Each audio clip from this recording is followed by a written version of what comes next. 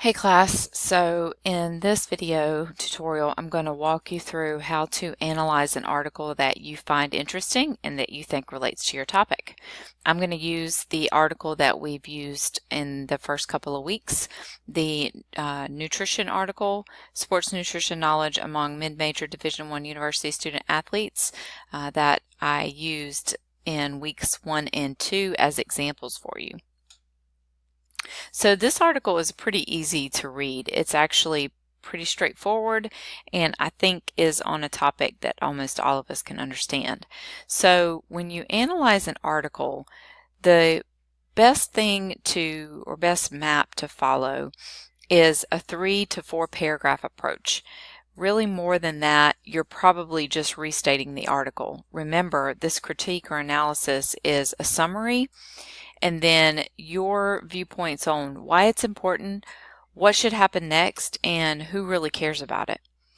The first paragraph is a focus point of the purpose and basic information and background research. So the purpose of Andrews, Wojcik, Boyd, and Bowers was to measure knowledge of nutrition among student athletes.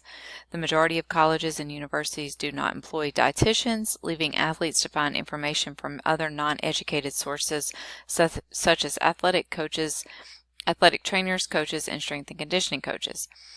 Notice I didn't take the time to put the actual site from the background information, but you would do that. You can continue reading the remaining background information that I've provided, but you see that I'm basically giving a very summarized idea of what the introduction section of the article is about. The second paragraph is specifically what Andrews and colleagues found. What did the study do and what did they find?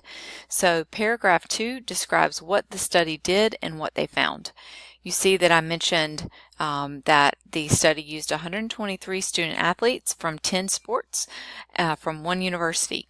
Student athletes completed a 19-item questionnaire regarding demographics and sports nutrition knowledge.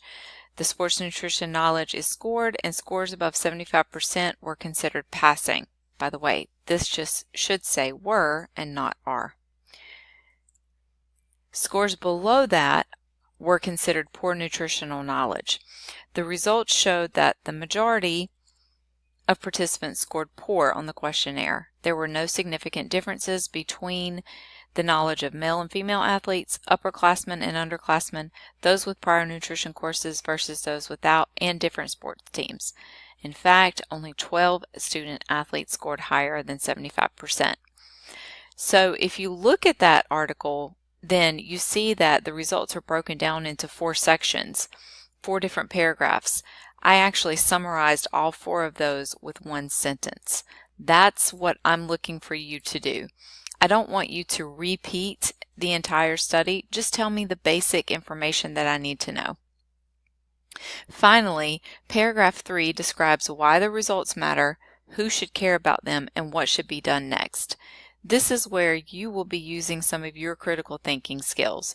You can pull information from the discussion section because that's what the authors themselves actually considered when they wrote that section, but I want this to relate to your broad topic and your research question overall. So for this one, this is the information that I put together. The results from Andrews identify specific concern with athletes in nutrition, even at the college level. Findings suggest that athletes' nutritional habits are no better than the general population, and even one college course on nutrition does not change nutrition knowledge and behavior. This information is critical for head coaches, strength and conditioning professionals, and athletic trainers.